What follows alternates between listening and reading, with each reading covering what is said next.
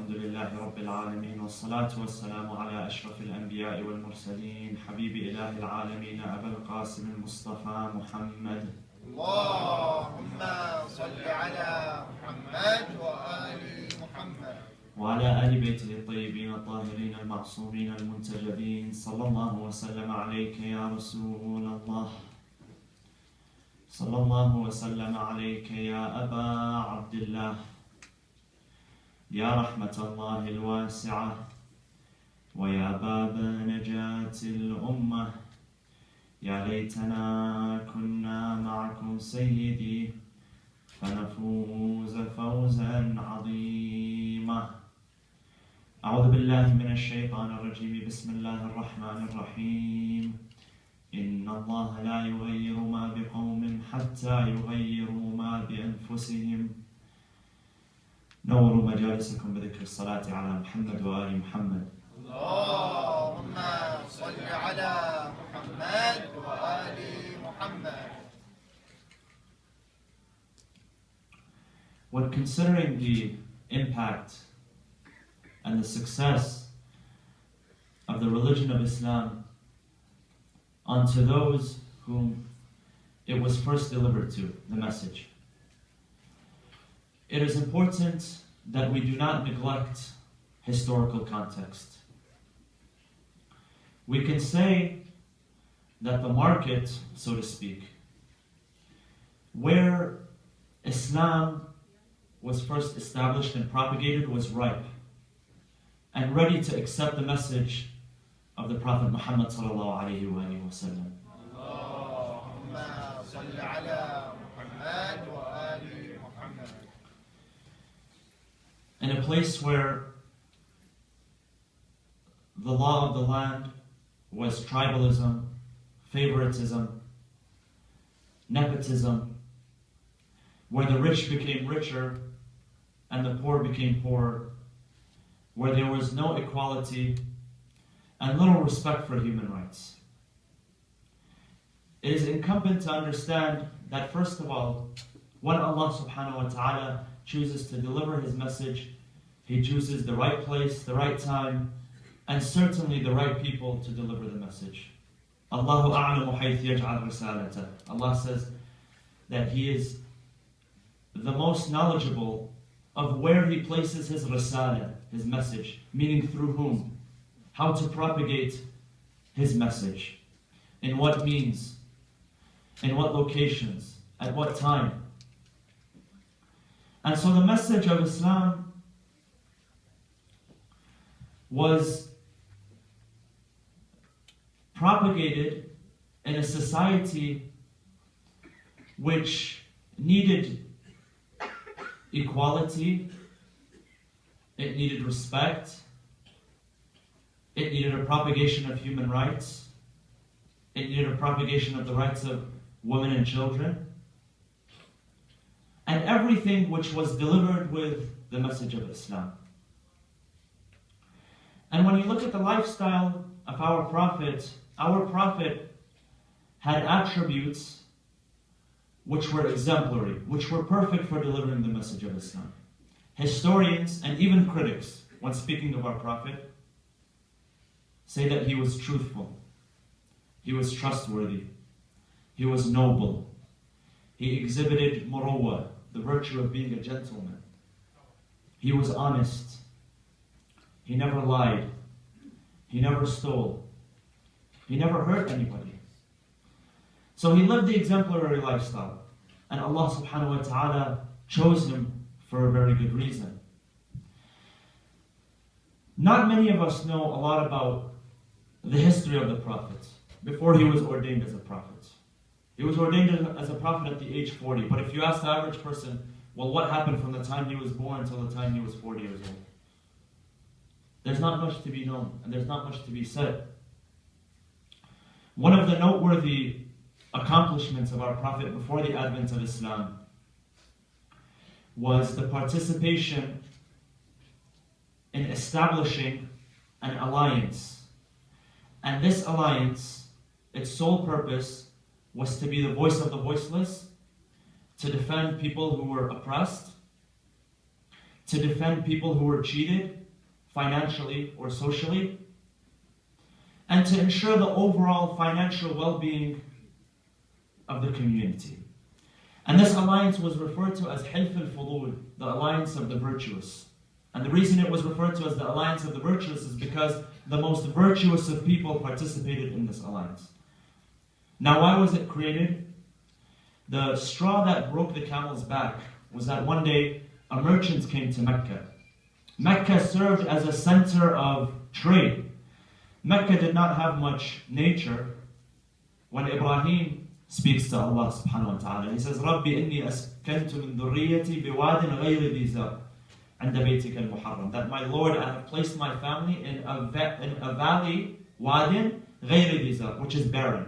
It didn't have much.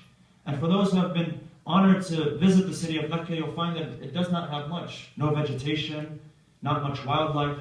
There's not too much going on there.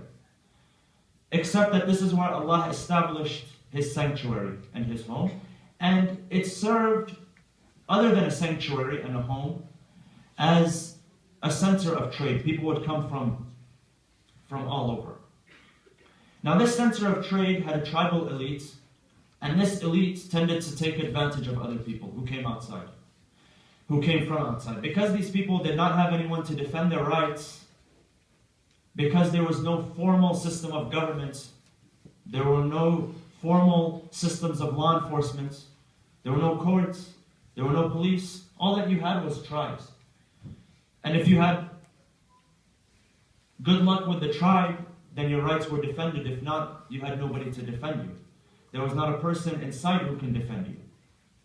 So the straw that broke the camel's back was that one day a man came to Mecca in order to perform business, and one of the elite elder members of Quraysh cheated him out of some commodities that he was selling. He took his commodities and he did not pay him.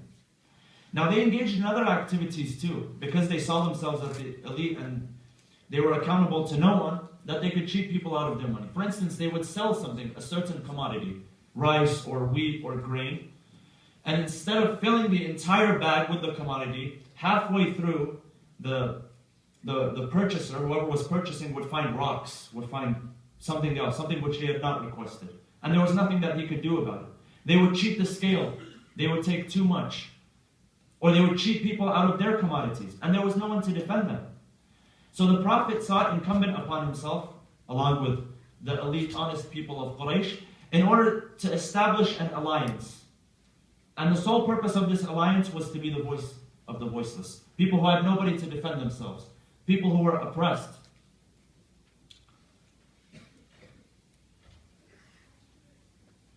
People who could not defend themselves. People who had no voice. There was no rule of law. So what happened? Most members of Quraysh, most of the tribes, the prominent tribes which were in Mecca, they got together in the home of one of the prominent tribesmen and they established this alliance. There was one family who did not participate in the alliance of the virtuous. Who is that family? Take a wild guess. Banu Umayyah. Banu Umayyah were the only ones who did not participate. Equality, justice, the rights of people being defended, rights for women, rights for children, rights for slaves, no thanks, we'll pass. And that's exactly what they did. And they paid the price as well. So this is one of the things which the Prophet established long before he even became a prophet, to secure the welfare of people. Now, what happened after the advent of Islam is, it is recorded that the Prophet said that, had I been called to my duties towards the Hilf, the alliance, I would answer the call. So what would happen from then on, after establishing this alliance, is that anytime someone was oppressed, anytime someone had been cheated out of money or anything, they would go to this alliance of people and they would call upon them and they would help them. They would assist them. So the Prophet said that even now, after the advent of Islam, if someone was to call upon the alliance, I would respond to their call. What is interesting is that many years later, historians record that a dispute took place between Imam Hussein and Muawiyah ibn Abi Sufyan over a piece of land. Muawiyah was saying, this is my piece of land.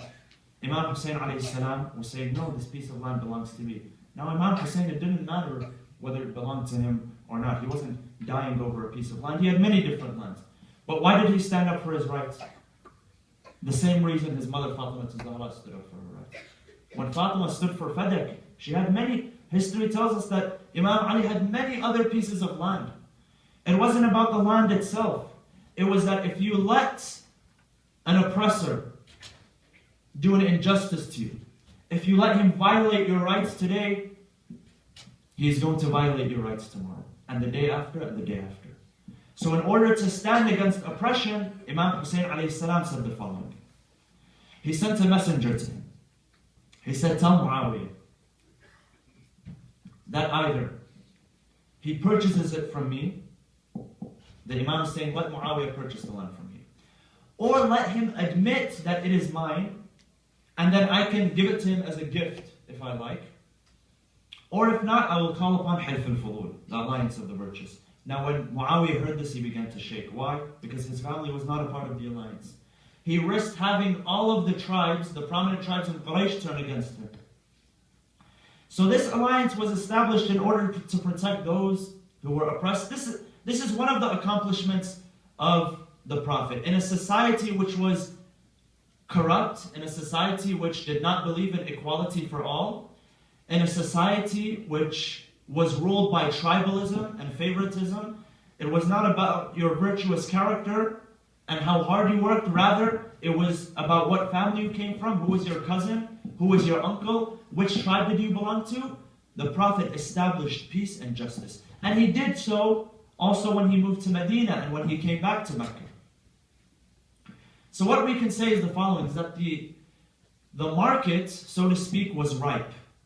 It was ready to accept the message of Islam. And that's why so many people were attracted to the message of Islam. A lot of people were fed up with the injustices.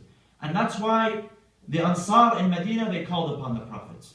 Because they knew that he was the only solution to create peace between the warring tribes of Al-Aws and Khazraj, who had been killing each other for decades and decades and decades. Likewise, when we analyze the revolution of Imam Hussein alayhi salam, we find that the market, now whether it was willing or unwilling, was ripe to accept the revolution. Remember, Imam Hussein alayhi salam, he did not begin his revolution as soon as he became Imam. He waited for 10 years. 10 years he lived under the oppression of Muawiyah ibn Abi Sufyan. And it was not easy for the Imam. The only reason he did so was why? To respect the wishes of his older brother, Imam al-Hasan. Not because Muawiyah was not evil. Muawiyah was just as evil as his son, Imam al-Hasan. Muawiyah was just as evil as his son, Yazid ibn Muawiyah. The difference was what? Is that Muawiyah did not portray his audacity to sin. Muawiyah would get drunk in private, Yazid would get drunk in public. Muawiyah would curse in private, Yazid would curse in public. Muawiyah would kill and try to cover up his crimes, Yazid didn't care about covering up his crimes. That's the difference. Or else they were the same evil, one from another. So the message of Imam Hussein alayhi salam, or his revolution, was placed at a perfect time. And again, in order to understand the success behind the revolution of Imam Hussein, we must take into consideration historical context.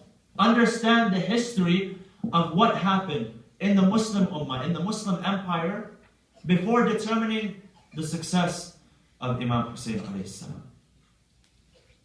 And for this, we turn to the companions of the Prophet. People like Abu Ayyub al-Ansari. People like Hudayfah ibn al-Yaman. Hudayfah ibn al-Yaman, one of the prominent companions, he passed away, according to history, 2 years before the passing away of the third Khalifa, Uthman. So he was among the prophets. He was alive during the Khilafah of the first Khalifa, Abu Bakr, Umar, and Uthman. So he knew something about the state of Muslim affairs, and he is respected in both schools of thought and highly regarded. What does he say? He says that during the time of our Prophet, he speaks of the companions, the community around Rasulullah. He says during the time of the Prophet, our biggest problem was hypocrisy. He admits that there was hypocrisy among the companions of the Prophet. He says now, a few years before he died, now our problem is no longer hypocrisy. Now our problem is what? Kufr, disbelief. Disbelief. He's saying this is among the community of Rasulullah. The community used to pray behind Rasulullah. Kufr, disbelief. And not only that, look at the innovations which were introduced by Banu Umayyah. And these began before Muawiyah ibn Abi Sufyan. They began with Uthman ibn Affan. And if you read the history of Uthman ibn Affan, who murdered him? Who murdered Uthman ibn Affan? Was it the Jews or the Christians or the Romans? Who murdered him? The Muslims themselves murdered Uthman ibn Affan. And the Muslims did not want to bury his body. They left his body out in the streets. And then when they did bury him, where did they bury him? They buried him in a Jewish cemetery. And then when cousin Muawiyah became the Khalifa, he extended the Muslim cemetery in order to include the Jewish part inside the Muslim cemetery. This is why for those of you who have had the honor of visiting Al-Baqi', everyone is buried in one place. The Imams of Ahlul Bayt, the sons of the Prophet, Baneen, some of the companions of the Prophet, they're all buried in one place. And then in the end, you will see a gathering of people, long beards, short robes. Who are they gathering around? Uthman ibn Affan. So the innovations began during the time of Uthman, the third Khalifa. And then they were made more apparent during the time of the Khulafa of Banu Umayyah. People had lost their sense of religion. People had lost their sense of Quran. People had lost their sense of faith. Finding a hadith which was authentic, which was proven to be true from Rasulullah, was like finding a needle in a haystack. Because of how many fabrications were introduced, that people cannot tell the difference between what was a lie, a fabrication, and what had truly been produced by the Prophet and his family. And this is how confused people were. People had forgotten, and this is only 50, 60, 70 years after the advent of Islam, or after the death of the Prophet. I'll give you one example. During the time of Muawiyah.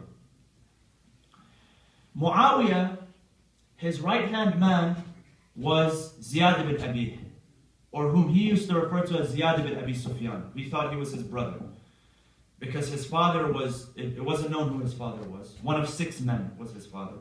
Abu Sufyan was one of the 6 men. So he claimed him as his own son. Muawiyah claimed him as his brother.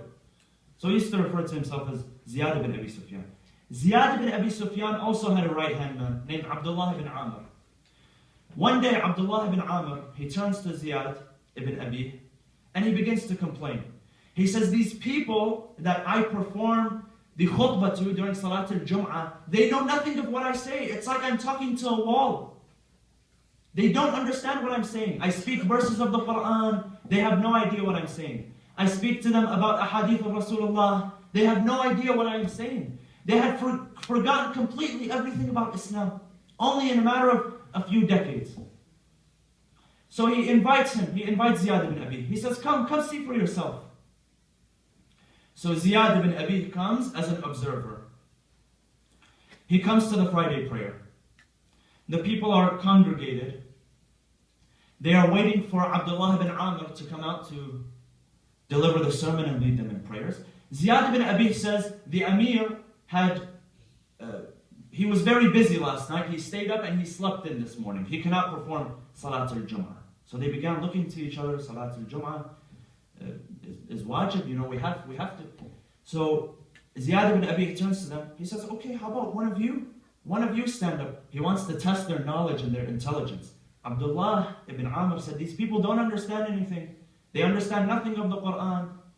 So Ziyad wanted to see for himself. There were 3 tribes which were there. Banu Taym, Banu Rabi'a, and Banu al-Azd. 3 very prominent tribes. So he said, let me call upon Banu Taym. Banu Taym was a very prominent tribe. Abu Bakr was from the tribe of Banu Taym. They were very prominent.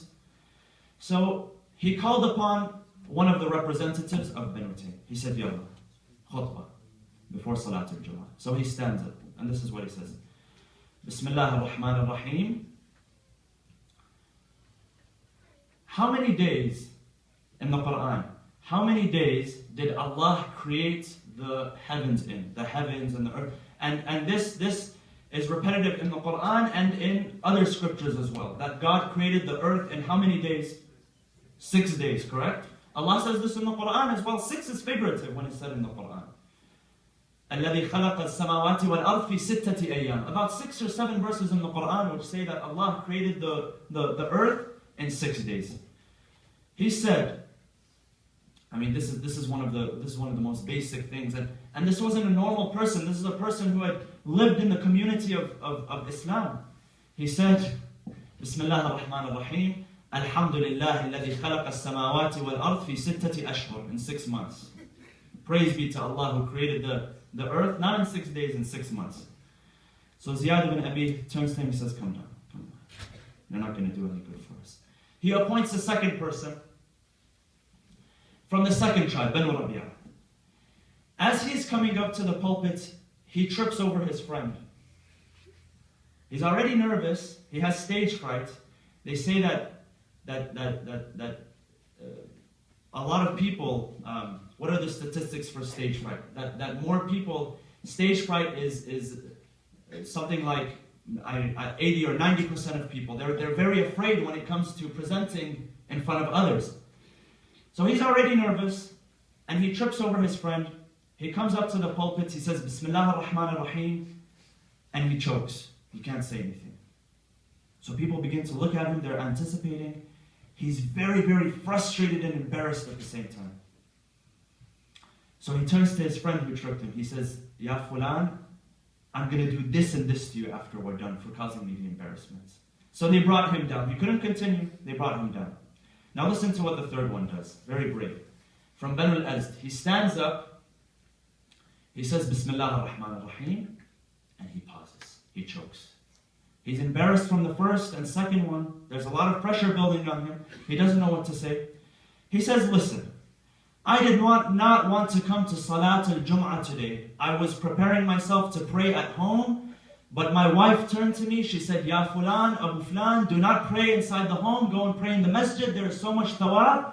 So since I am embarrassed right now, and since my wife is the source of embarrassment, all of you bear witness that I have divorced my wife now. Sallu ala Muhammad wa ali Muhammad.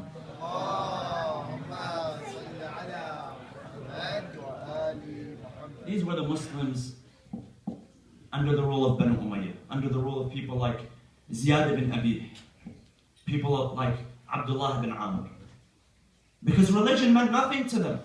Religion meant nothing to them. Whereas go back just a few years, and those who Imam Ali alayhi salam had created a battalion of men who were loyal to him. And they were not only warriors. Before making them as warriors, he worked on them. He made them work on their nafs, on their self, on their akhlaq, on their morality. He had made sure that all of them had memorized the Quran by heart. Why? Because you cannot have an army of people, you cannot accomplish anything with people who have no ethics, no morals, no values. And this is exactly what Rasulullah did. How many companions do we have of Rasulullah who Rasulullah took them in at a very young age? And they lived very lengthy, blessed lives. People like Jabir ibn Abdullah al-Ansari. People like Abu Ayyub al-Ansari. People like Abu Dhar and Salman. Young men who the Prophet worked on, who he built as true representatives. But when you come to the Islam of Banu Umayyah, what do you find? People who have no clue what they are talking about when it comes to the verses of the Quran, when it comes to the ahadith of Rasulullah. And this is why I say this, that when we look at the revolution of Imam Hussein alayhi salam, the market was ripe. The market was ripe. It was ready to accept the message of Islam. It was ready to re-accept the message of the Prophet Muhammad sallallahu alayhi wa sallam. Allahumma salli ala Muhammad wa ali Muhammad.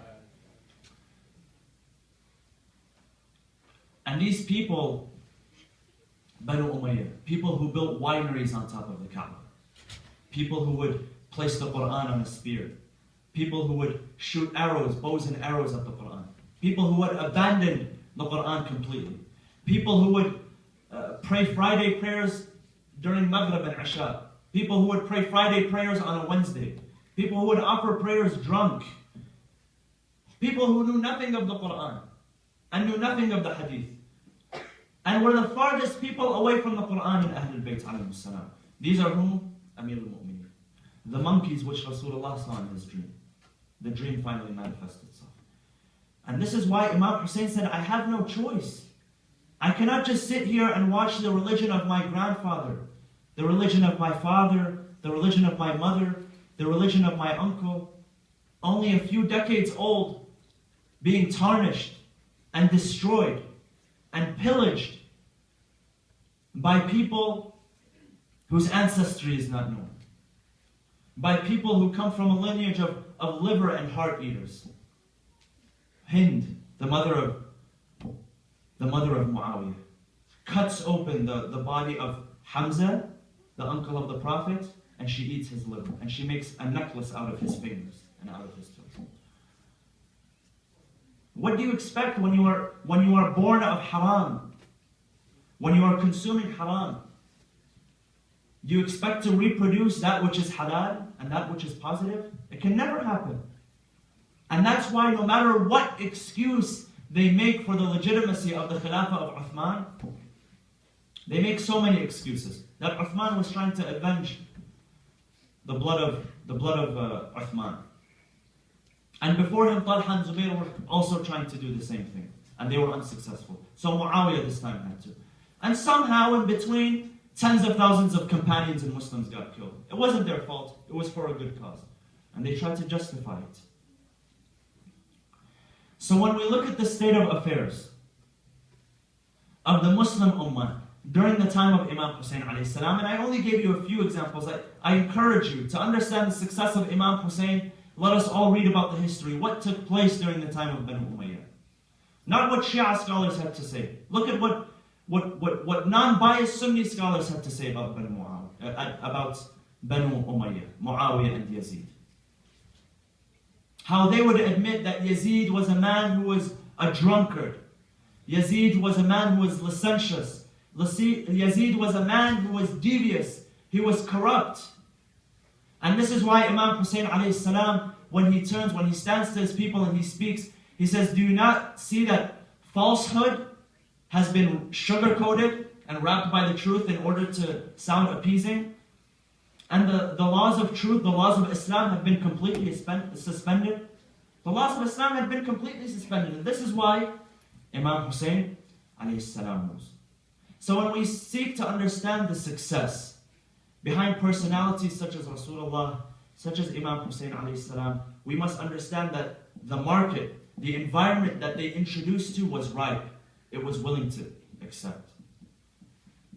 Now we say the following, that when we mourn Imam Hussein alayhi salam, when we remember his success, when we remember his tragedy, this mourning, this love, this burn, this desire that we have in our hearts must translate into practicality. There's something that must be made out of this. There must be a tangible result which has to be derived from this. And that's why we find, brothers and sisters, and this is my point, is that as Muslims living in the West, Muslims living in North America, we find that the market is ripe to introduce the values, the ethics, and the morals of the message of the Prophet Muhammad and his Ahlul Bayt. Sallu ala Muhammad wa ala Muhammad.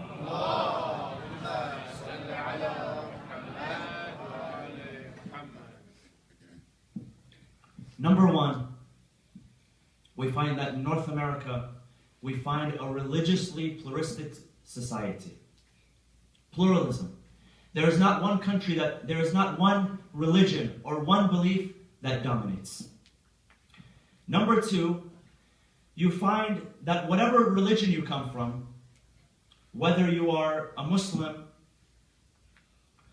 or a Christian or a Jew or a Hindu or Sikh or Buddhist or a Scientologist even, or an agnostic, You can follow your religion and your faith and your way of life freely. There is no government coercion. There is no government prohibition. Speech is free to a certain extent. As long as the NSA is spying on you, it's very free. But there's freedom of expression. There's freedom of religion. There's freedom of speech. And this is why the market is right, brothers and sisters. The morals which we find in the religion, not of Banu Umayyah, not the Islam of Banu Umayyah. What you see on TV, beheadings, decapitations, burnings of churches and mosques and homes and entire villages, this is the Islam of Banu Umayyah. It is not the Islam of Banu Hashim. And this is exactly what Banu Umayyah did. When we say that Islam was spread by the sword, what do we mean by it? When was Islam mostly spread? When did Islam reach North Africa and then into Europe? Do you know why Islam went through North Africa and then to Europe? Because Banu Umayyah were trying to secure the route in order to trade sex slaves from Europe. This was their goal. So they could not go up through Europe, they had to come down through Africa. And what did they do? Whatever agreed with their business mentality, they supported, and whatever did not agree, it did not matter, they discarded it. That's why they did not spread Islam evenly, and they did not take jizya tax from people evenly. They took taxes from people who were wealthy, from nations which were wealthy, nations which had nothing to offer in terms of monetary benefit, they left alone. Like when they got to Cyprus, the island of Cyprus in the Mediterranean Sea. When they got to it, they found that there's nothing here but poor fishermen. They said that we need nothing from this island. And they continued to spread their Islam by the sword through North Africa until they got to Europe. However, this is not the Islam of Banu Hashim. What we see on TV today is the Islam of Banu Umayyah, not the Islam of Banu Hashim. It is a responsibility, a moral obligation that we have, followers of Ahlul Bayt alayhim salam, to paint the picture of the Islam of Banu Hashim. But there are challenges which we need to overcome. Number one of the most important challenges that we need to overcome is the fragmentation of the Islamic nation and sectarianism. As Muslims, we are a minority in this country. And as Shia Muslims, we are a minority within a minority. And as devout practicing Shia Muslims, we are a minority within a minority within a minority. We're a minority cubed. So we as Muslims who are a minority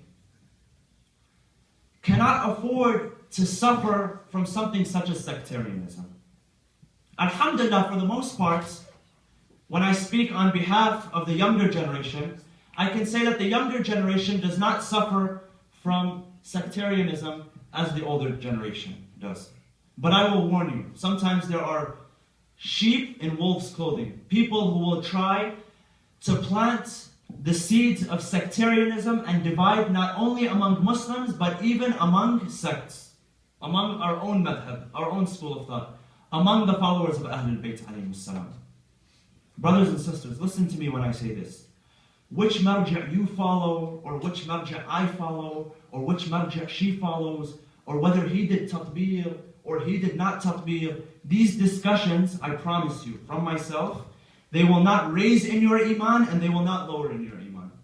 You're not going to be asked on the day of judgment, or by munkar and nakir, how good were you when it came to debating whether this person should have done tatbir or should have not done tatbir, or whether he should follow this marja' or should not follow marja'. I promise you, these problems did not exist 200 years ago. They did not exist.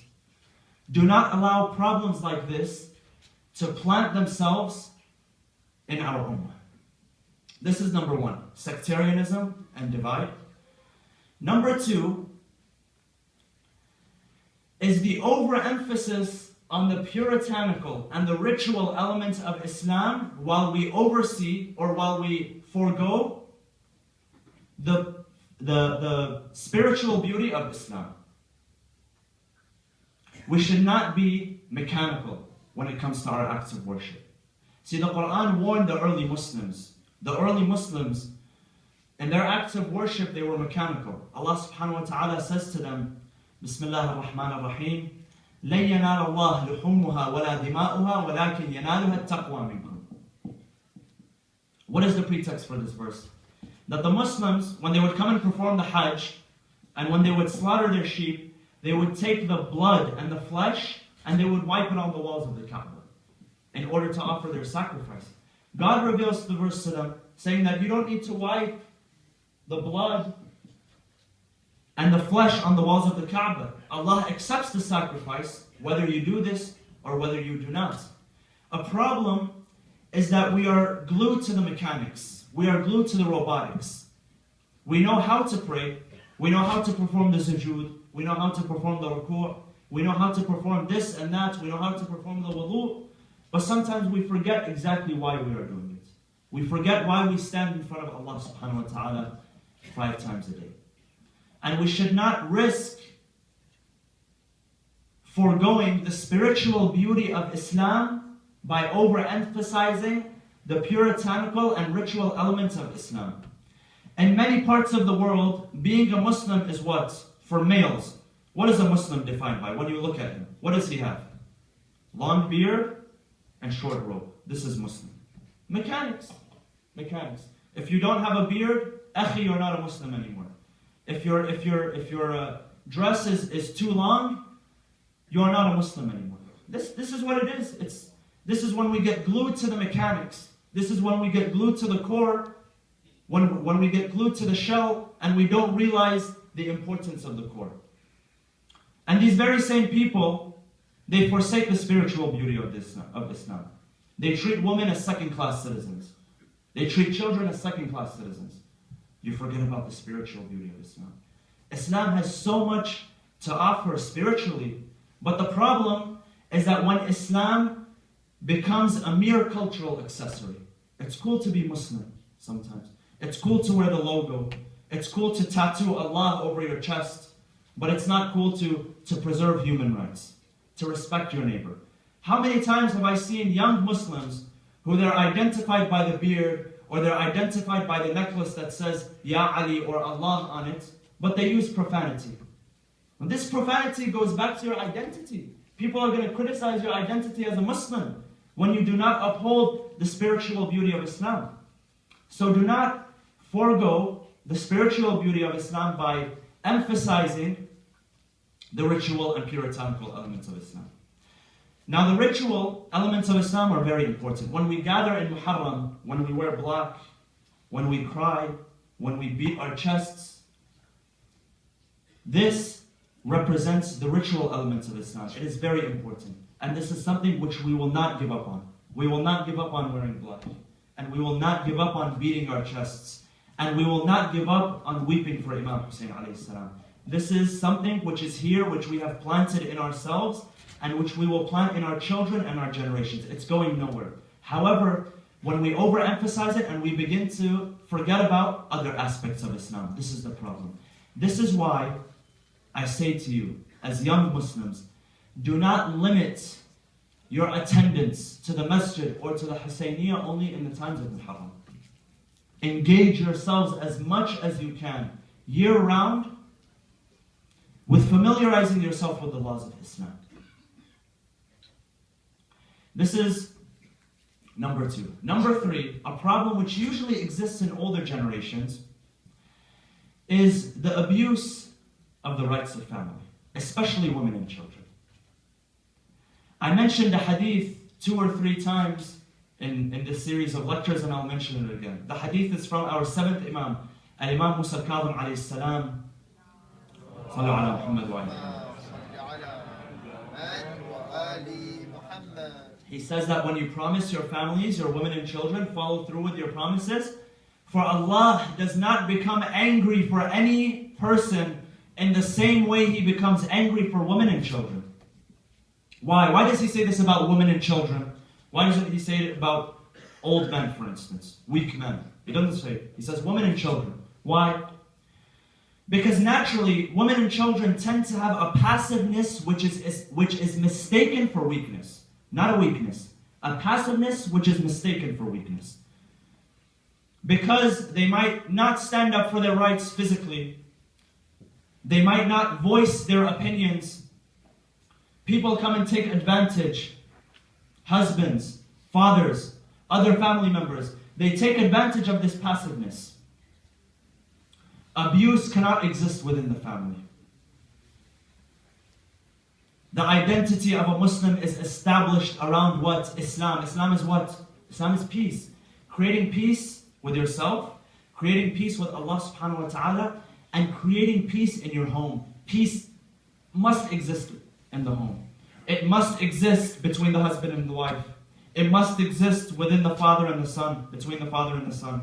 It must exist between the mother and the daughter. Trust must exist, brothers and sisters.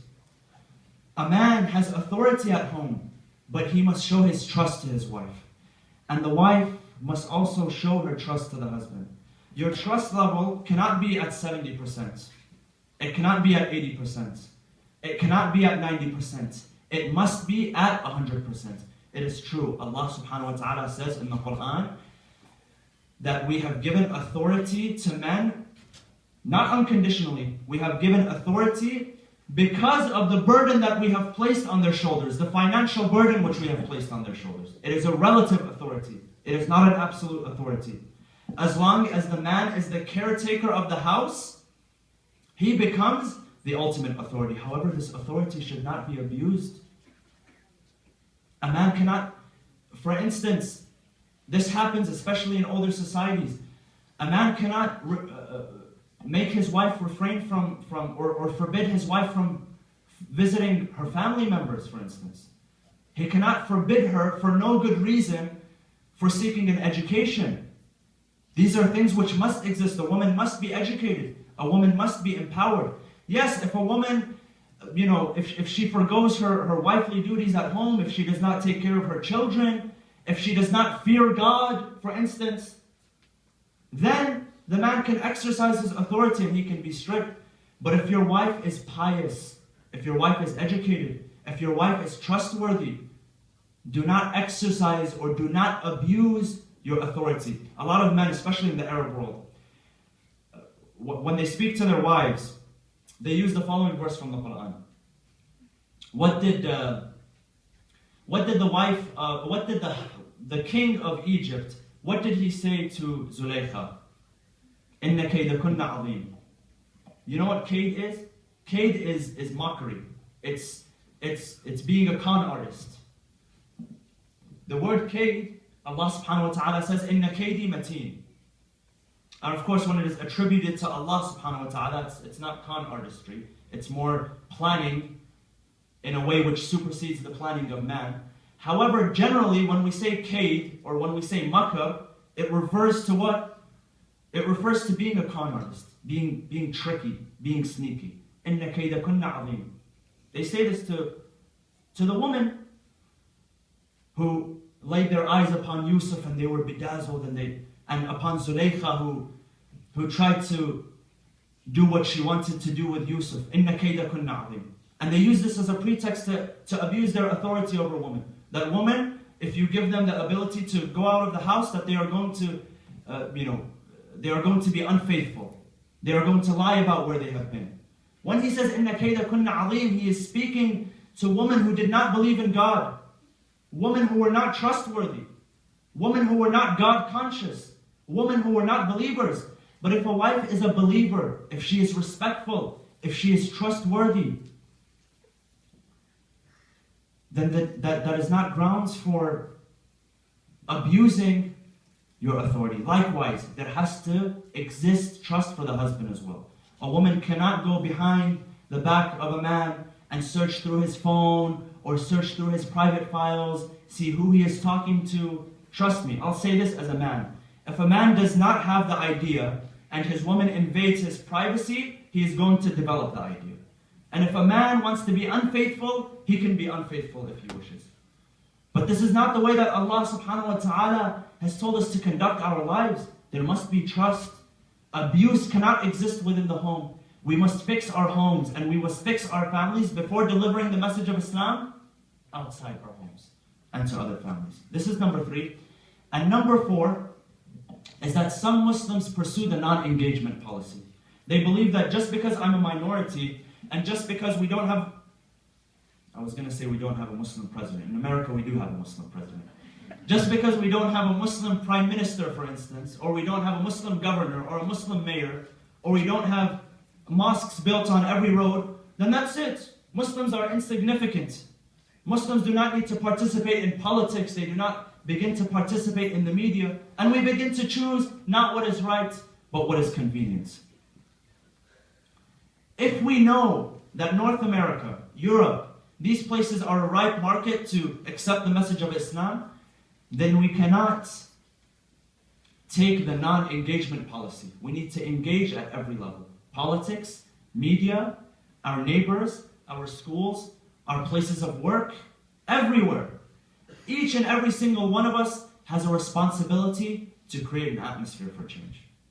And Imam Hussein alayhi salam, imagine if Imam Hussein alayhi salam had sought the non-engagement policy. If he would have said that the Khilafah is in the hands of Banu Umayyah and we are the last people in line. And whatever I do, and Imam Hussein knew that even if his blood was to be spilled, the Khilafah would not go to Ahlul Bayt alayhi salam. He knew this for a fact. But that did not stop him from what? From engaging, from revolting, from creating a revolution and a renaissance in the Islamic Empire. And Imam Hussein alayhi salam, the price that he paid for engaging the enemy was hefty. And the price that his family paid for engaging the family was also hefty. A man comes to Rasulullah sallallahu alayhi wa alihi wa sallam.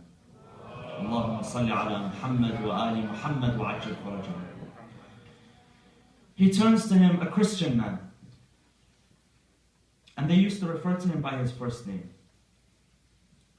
He tells him, Ya Muhammad, sallu ala Muhammad wa ali Muhammad.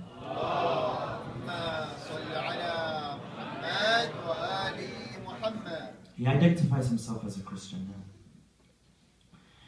But he had respect for the Prophet nonetheless. The Prophet was a man of honor and a man of virtue and a man of akhlaq. He tells him, I respect you. I know you are a wise man. I respect your opinion. I know you are a man of God. And God has given you preference. I have a special request from you. What is this request? He tells him that I am a Christian priest, a monk, and me and my wife operate a monastery. This monastery is located outside of Damascus, outside of Sham. He tells him the following. He says, I have a special request. He says, subhanAllah, he says, me and my wife have been trying to have children for years and years now, but we are unsuccessful. He says, I know you are a man of God, and I know that God will take your word. I want you to ask Allah on my behalf for him to grant me children. So the Prophet smiles at him. He tells him, I can grant on your behalf, but I will give you a better option. Imam Hussein was standing next to the Prophet at that time, a boy of only 4 or 5 years old. He said, Allah loves Hussein. Ask Hussein, he will ask on your behalf. So the man turns to Hussein, 4 or 5 years old at this time. He introduces himself. And he tells him of his request. So Imam Hussein looks to him. He says, how many children do you want? And he begins to count. Do you want 1 child? 2, 3, 4, 5, 6, 7. Once he heard 7, he says 7 is enough for us. Jibreel comes to the Prophet. Ya Rasulullah, had Hussein counted from now till the day of judgment, Allah would have given this Christian man that amount of children. This is the honor that Allah subhanahu wa ta'ala has honored Ahlul Bayt alayhim salam. When hearing this story, I ask myself, if Imam Hussein granted this Christian man what he wanted, then how about us, for us who we give our lives, we give our entire existence for Imam Hussein alayhi salam. Would he turn us down? Would Imam Hussein turn us down? People who weep and love him more than we love ourselves, love his children more than we love our own children. Do you think it is of the akhlaq of Imam Hussein to turn us down? Had he counted from that till the day of judgment, Imam Hussein would have given. This man leaves. He comes many years later. He comes to Medina. He wants to inform the Prophet of his success. He does not find the Prophet. Who does he find instead? Imam Hassan and Imam Hussein. He comes to Imam Hussein. Do you remember who I am? I'm the man who came to you and I requested 7 children from you. Allah subhanahu wa ta'ala has granted me 7 children now. And now I am successfully operating the monastery with my wife outside of Damascus. He thanks Imam Hussein alayhi salam. Imam Hussein smiles and he thanks him. Imam Hussein does not need thanks. The man tells him, I want you to visit us. I want to be your host. I want to be your host. I want to give you whatever you want. I want to repay you. I don't know how to repay you. You are generous, and I don't know how to supersede your generosity, but I want to be your host. Imam Hussein alayhi salam looks to this man. He tells him, Ya hada, I would love to accept your invitation. However, times are tough right now.